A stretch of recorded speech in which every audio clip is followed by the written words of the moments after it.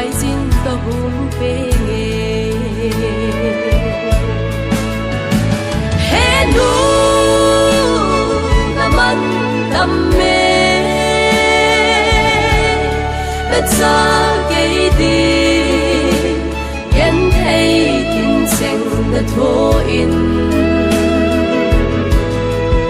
san phu jing zong no ma chol dam si lo he nu nei ngai lut nau sang ye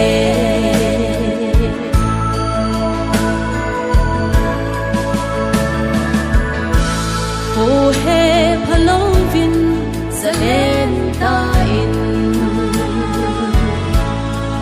ka tui dong la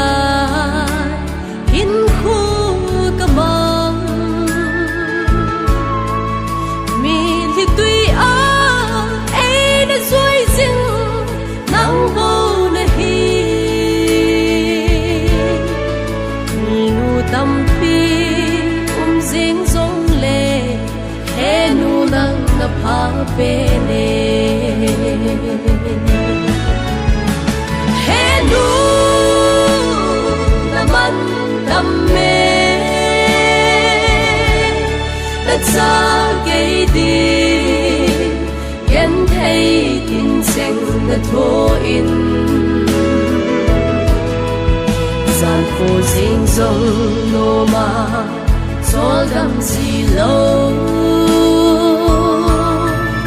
he nu nei ngai lut nau sang ye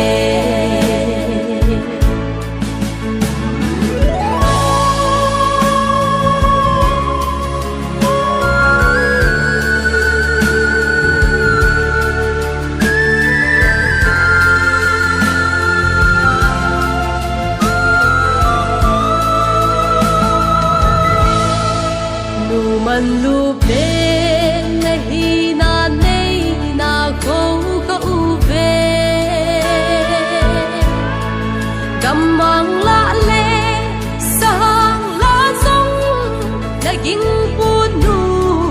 hang san na hi thil dang to te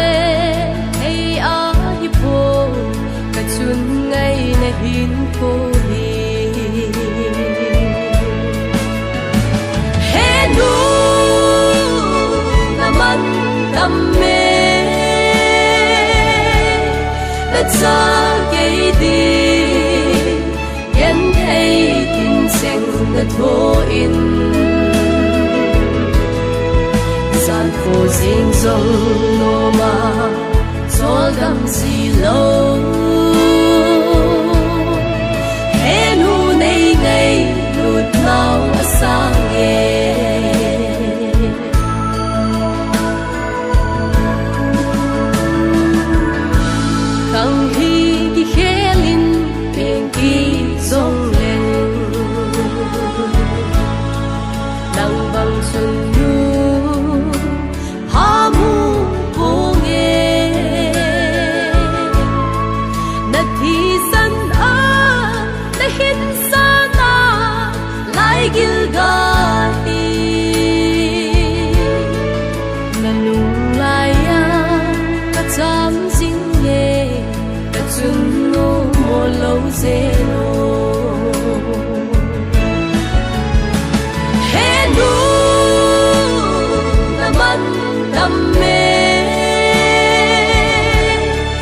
cha ke di yen thei kin seng na tho in